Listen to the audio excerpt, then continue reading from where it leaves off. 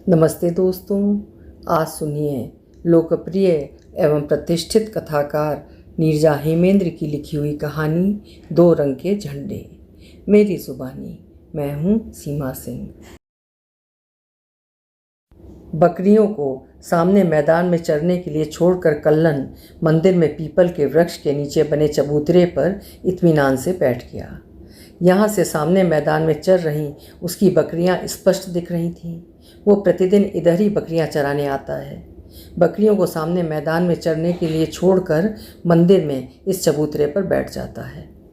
खेतों से लौटते राह आते जाते लोग यहाँ लगे हैंडपंप से पानी पीने आते हैं। उन सब से तथा मंदिर में आने जाने वाले लोगों से दुआ सलाम हालचाल हो जाती है। कल्लन का मन लगा रहता है तथा बकरियाँ भी चर लेती हैं। यहाँ बैठना कल्लन को अच्छा लगता है। इसी बहाने सबसे मेल जोल व बातें हो जाती हैं। इस छोटे से गांव में कल्लन पीढ़ियों से रह रहा है। बचपन से ही वो इस गांव को देखता आ रहा है। गांव में कोई खास परिवर्तन नहीं हुआ है। परिवर्तन के नाम पर बस ये हुआ है कि इस गांव के जवान होते लड़के रोजी रोटी की तलाश में अब शहर जाने लगे हैं। वे कहते हैं कि महंगाई बढ़ गई है, यहाँ की कमाई से परिवार का गुजारा नहीं हो पा रहा है। उनकी बात भी ठीक है। गांव में खेती बाड़ी ढोर जानवर पालने के अलावा रोटी रोजगार का और कोई साधन नहीं है। अब इन कार्यों में परिश्रम अधिक व लाभ कम होता है। इन पैसों से आजकल घर चलाना मुश्किल होता जा रहा है। सब कुछ महंगा होता जा रहा है। कल्लन के दोनों बेटे भी परेशान रहते हैं। घर में पैसों की कमी जो हमेशा लगी रहती है। कल्लन के पास अपनी थोड़ी सी ज़मीन है जिसमें सब्जियां बोई जाती हैं। उसके बेटे बाज़ार में ले जाकर उन्हें बेचते हैं। यही सब्जियां रोटी का जरिया हैं। उम्र हो गई है अतः कल्लन से खेती नहीं हो पाती। बकरियां पालने और उन्हें बेचने तक का काम रह गया है कल्लन का। उसके दोनों लड़के अहमद व सगीर पास के शहर में जाकर रंगाई पुताई का काम करने लगे हैं। मजदूरी के पैसों से उन्हें घर चलाने में आसानी हो जाती है। वर्ष के अधिकांश दिनों खेत खाली ही रहते हैं। कुछ महीनों के लिए उसमें मौसमी सब्जियां बोई जाती हैं। कल्लन, उसके दोनों बेटे व उनकी पत्नियां सब मिलकर खेतों पर काम करते हैं, तब हो पाता है। दोपहर होने को है। कल्लन को प्यास लगी है। हैंडपंप के पास जाकर इधर उधर देखने लगा। कोई दिखे तो उससे कहकर हैंडपंप चलवा दे जिससे वो भरपेट पानी पी सके। इस समय मंदिर में भी कोई नहीं था। इतने में दूर से गांव का रमेसर आता दिखाई दिया। कल्लन ने उसे थोड़ी ऊंची आवाज़ में पुकारा, भैया रमेसर, हो भैया रमेसर, तनिक पानी चला दो। रमेसर ने आकर हैंडपंप चलाया, दुआ सलाम हुआ और वो चला गया। कल्लन ने भी बकरियों को हाँक लगाकर बुलाया और घर चलने को तत्पर हुआ। वो गांव की टेढ़ी मेढ़ी सकरी गलियों से बकरियां हाँकता हुआ घर आया। घर के बाहर दालान में बकरियों को छोड़कर दरवाजे पर लगे हैंडपंप पर हाथ मुंह धोया तथा चारपाई पर बैठकर सुस्ताने लगा। बहू, कुछ खाने को है क्या? उसने अहमद की बीवी सकीना को बाहर से ही आवाज़ लगाई। हाँ अब्बू, खाना ला रहे हैं। सकीना थाली में रोटियां व सब्जी रख गई। दोपहर ढल रही थी। कल्लन को बेतरह भूख लगी थी। वो रोटियां खाने लगा। कल्लन के हैंडपंप पर गांव का सरजू पानी पीने आया। उसने सामने चारपाई पर कल्लन को रोटी खाते देखा तो बातें करने लगा। काहो दादा, सब ठीक है? उसने कल्लन से पूछा। हाँ बेटवा, सब ठीक है। आवा रोटी खा ला, कल्लन ने सूरज से कहा। फिर कहूँ दादा, तुम्हारे दिया तक हाथ है? सूरज की बात सुनकर कल्लन हंस दिया। हाँ बेटवा, बस ऊपर वाले का मेहरबानी रहेगा चाहिए। सरजू पानी पीकर मुस्कुराता हुआ चला गया। ये एक छोटा सा गांव है, तुरहा पट्टी। आबादी अधिक नहीं है। यहाँ हिंदू मुस्लिम की आबादी लगभग बराबर है। हिंदू आबादी में यादव, कुर्मी, निषाद, कुम्हार, बढ़ई आदि जातियाँ मिश्रित रूप से रहती हैं। मुस्लिम आबादी में जुलाहा, दर्जी आदि रहते हैं। इस गांव में इनका अलग मोहल्ला टोला नहीं बसा है। सब मिश्रित रूप से रहते हैं। गांव के दूसरी छोर पर मस्जिद है जिसमें ईद बकरीद जैसे त्योहारों में अपेक्षाकृत कुछ अधिक भीड़ रहती है। यहाँ के लगभग सभी परिवारों के पास कम ज़्यादा ही सही पर अपनी ज़मीनें हैं। परंपरागत व्यवसाय के अतिरिक्त सभी का मुख्य व्यवसाय कृषि है। कल्लन की उम्र लगभग 65 है।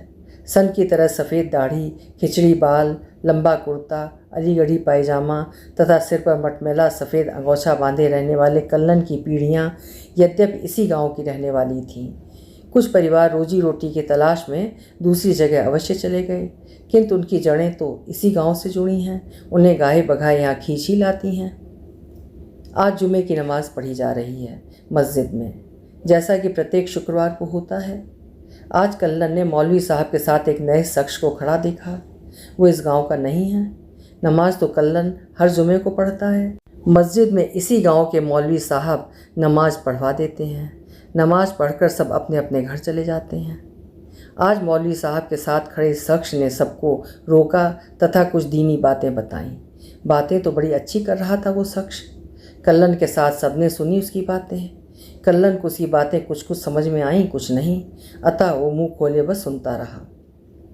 अब लगभग हर जुमे को वो शख्स और उसके साथ कभी कभी कोई और भी आता। वे दीनी बातें करते, एकजुट रहने की सलाह देते और चले जाते। उनके जाने के बाद कल्लन देर तक सोचता कि ये एकजुट क्या होता है। यहाँ गांव में सब मेल जोल से रहते हैं, कुछ अलग थलग है ही नहीं।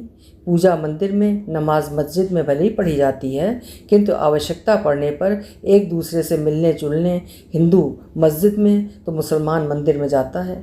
अब किस चीज़ में एकजुट होना है, कल्लन सोचता रहता, किंतु समझ न पाता। प्रतिदिन की भांति कल्लन आज भी मंदिर में पीपल के नीचे चबूतरे पर बैठा था। सामने मैदान में बकरियां चर रही थीं। चैत का महीना लग गया था। धूप और गर्मी तेज होने लगी थी। पीपल की छांव तले बड़ी ठंडी हवा चल रही थी। बड़ा सुकून मिल रहा था उसे। कभी कोई मंदिर में पूजा करने चला आता और घंटियां बजा देता तो कानों में जैसे रस की स्वर लहरियां घुलने लगती। सुकून से अनमुदी आँखें और सफ़ेद दाढ़ी में छुपे होठ मुस्कुरा उठते। चचा उधर बैठ जाया करो, यहाँ लोग पूजा करने आवत हैं। किसना के स्वर पहचान गया कल्लन। ये तो हमरे गांव का लड़का है, हमारे सामने पैदा भवा, चचा चचा कहता है। कल्लन इसके और ये कल्लन के पूरे परिवार को जानते हैं। जाने पहचानेंगे क्यों नहीं, गांव है ही कितना बड़ा, उंगलियों पर गिनने लायक घर परिवार है यहाँ। अच्छा बेटवा वहीं बैठ जाया करेंगे। कल्लन उठा और आसमान की ओर देखा। धूप जोर पकड़ती जा रही है। घर जाए का बेर हो गई, अब घर चलें। उसने हाँक लगाकर बकरियों को बुलाया तथा चल पड़ा घर की ओर। गांव की गलियों में सबसे राम राम दुआ सलाम करता हुआ कल्लन चला जा रहा था कि उसकी दृष्टि सहसा गांव के कच्चे पक्के कुछ मकानों के छत पर गई। मकानों की छतों पर झंडे दिख रहे थे। झंडे भी दो रंगों के थे। वो मुंह बाए झंडों को देखता रहा। कोई त्योहार है क्या, वो सोचता रहा। उसे कुछ समझ में नहीं आया। फिर सोचा होगी कोई बात। वो घर चला गया। बकरियों को दलान में हाँक कर रोटी खाकर चारपाई पर लेट गया। रह रहकर उसे किसना की बात याद आ रही थी, किंतु उस बात के माने उसे समझ में नहीं आ रहा था। कल्लन के दरवाजे पर लगे हैंडपंप पर गांव के लोग पानी पीने आ रहे थे और चले जा रहे थे। कल्लन का मन कुछ उचाट सा था। किसी से बातें नहीं की, मुंह फेर कर चारपाई पर लेट गया। दूसरे दिन प्रतिदिन की भांति बकरियों को चराने के लिए कल्लन निकल पड़ा। सामने के मैदान में बकरियां चरने के लिए छोड़कर उसके कदम स्वतः मंदिर की ओर बढ़ चले। सहसा उसे किसना की कही कल की बात याद आ गई। उसके कदम मंदिर की ओर से स्वतः वापस मुड़ गए। वो कहीं और बैठने के लिए ठौर तराशने लगा। सामने एक वृक्ष की घनी छांव में बैठ गया। उसका मन यहाँ लग नहीं रहा था। बार बार हसरत भरी दृष्टि मंदिर की ओर उठ जाती, जहाँ बैठकर उसे असीम सुकून की प्राप्ति होती थी। अब कल्लन गांव की गलियों से गुजरता तो गांव में उसे कुछ नया नया बदलाव सा दिखाई देता। कुछ घरों की छतों पर उसे झंडे लहराते हुए दिखाई देने लगे थे। दो रंगों के झंडे देखने में उसे अच्छे तो लगते, किंतु उसे समझ ना आता कि क्या ये झंडे घरों के ऊपर लगाना आवश्यक है या लोगों ने यूं ही लगा रखे हैं। यदि कल्लन को लगाना हुआ तो दोनों रंगों में से वो किस रंग का झंडा लगाएगा। धीरे धीरे समय गुजरता गया और मंदिर में जाकर बैठने की आदत छूटती गई। मस्जिद में जब भी कल्लन जाता, मौलवी साहब के साथ बाहर का कोई ना कोई रहता। वो लोग बातें तो दीन धर्म की करते, किंतु उनकी बातें सुनकर कल्लन को ऐसा लगता जैसे मस्जिद में नमाज पढ़ने वाले लोग अलग हैं और मंदिर में पूजा करने वाले अलग। सब अलग अलग हैं, किंतु बातें एकजुटता की होती। कल्लन को समझ में ना आता। उस दिन गांव में पुराने बरगद तले लोग इकट्ठा हो रहे थे। कल्लन भी वहां रुक गया। थोड़ी देर में 2 मोटरसाइकिलों पर 4 लोग आए। वो किसी दूसरे गांव के लगते थे। वे गांव वालों से कुछ बता रहे थे। कल्लन भी बड़े ध्यान से उनकी बातें सुन रहा था। बातें सबके भले की थीं। एक बात जो मस्जिद में आए उन लोगों व यहाँ के लोगों की एक जैसी लगी थी वो थी एकजुटता की। ये भी सभी को एकजुट होकर रहने की बात कर रहे थे। उनमें से एक ने सबको झंडे बांटे। कल्लन का भी मन था छत पर रंगीन झंडा लगाने का, किंतु कल्लन को झंडे नहीं मिले। बकरियां चराते चराते कल्लन को एक दिन पता चला कि गांव में चुनाव है। ये कोई नई बात नहीं थी, चुनाव तो होते रहते हैं, कल्लन वोट भी डालता है। अब तक गांव में एक जगह सभा होती थी, अब एक सभा मस्जिद के बाहर होती है और दूसरी इस बरगद के नीचे। बकरियां चराने और खेतीबाड़ी करने के पश्चात जब भी समय मिलता कल्लन दोनों सभाओं में जाता। उसे दोनों जगहों पर लोगों की बातें एक जैसी लगती। वो समझ नहीं पाता कि क्यों लोग फिर दो जगहों पर खड़े होकर बातें करते हैं। चुनाव लड़ने के लिए गांव में जो भी लोग मैदान में खड़े थे उन्हें कल्लन जानता है। उसे ये भी पता है कि उसमें कौन सही है और उसे ही वोट देना है। सारी उम्र निकल गई, अब 65 वर्ष के बाद समझ में आया कि गांव में एक नहीं दो रंगों के लोग भी हैं। जब पूरी दाढ़ी सफ़ेद हो गई तब घरों के ऊपर लगे झंडों के रंगों का अर्थ कुछ कुछ समझ में आने लगा है। अब उसे ये भी समझ में आया कि क्यों उसे वृक्ष के नीचे बैठकर बकरियां चरानी हैं, मंदिर के चबूतरे पर बैठकर क्यों नहीं। कभी कभी कल्लन सोचता कि यदि सभी घरों पर एक ही रंग के झंडे लगा दिए जाएं तो उसमें क्या बुराई है, या सभी घरों पर दोनों रंगों के दो दो झंडे लगा दिए जाएं तो क्या अच्छा नहीं लगेगा। जब दोनों रंगों के झंडे घरों की छतों पर लहराएंगे तो गांव कितना सुंदर लगेगा। लेकिन कल्लन ने अपने विचारों पर लगाम लगाते हुए सोचा कि वो अनपढ़ है, गंवार है, इसीलिए ऐसा सोचता है। चुनाव के दिन समीप आते आते एकजुटता के स्वर और तीव्र होने लगे। कौन किससे एकजुट हो रहा था ये कल्लन को समझ में नहीं आ रहा था। गांव में अब दो रंगों के झंडे बिकने लगे थे।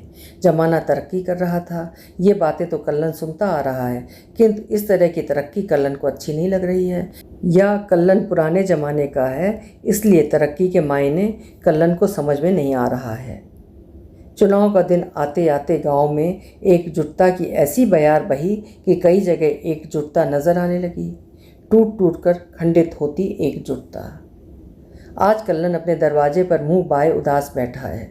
बहुत दिनों से सरजू पानी पीने उसके दरवाजे नहीं आया। वो रोज़ उसका रास्ता तकता है। आज सब लोग वोट डालेंगे। कल्लन जिसे वोट देना चाहता है वो इसी गांव का है। एकजुट लोग जिससे वोट डालने के लिए उससे कह रहे हैं वो भी इसी गांव का है। कल्लन उसे भी जानता है किंतु उसे वोट देना नहीं चाहता। कल्लन को आजकल अच्छा नहीं लग रहा है, वो एकजुट नहीं हो पा रहा है। आखिर इतने वर्षों तक उसकी पीढ़ियां दर पीढ़ियां पूरे गांव की व पूरा गांव उसका अपना रहा है। नए ज़माने की तरक्की उसे रास नहीं आ रही है। वो अस्वस्थ है, उसकी सांस फूल रही है, दम घुट रहा है। आज सब लोग वोट डालने जाएंगे, कल्लन नहीं जाएगा, क्योंकि गांव में प्रत्येक व्यक्ति अलग अलग एकजुट हो गया है। दालान में बैठा कल्लन सरजू की राह देख रहा है। घरों की छतों पर अलग अलग दो रंगों के झंडे नए ज़माने की हवा में लहरा रहे हैं। अभी आप सुन रहे थे नीरजा हेमेंद्र जी की लिखी हुई एक सामयिक कहानी दो रंग के झंडे। उम्मीद है कहानी आपने समझी भी होगी और पसंद भी की होगी। पसंद आई हो तो कहानी को लाइक करिएगा। कल फिर मिलेंगे। आपका समय शुभ हो।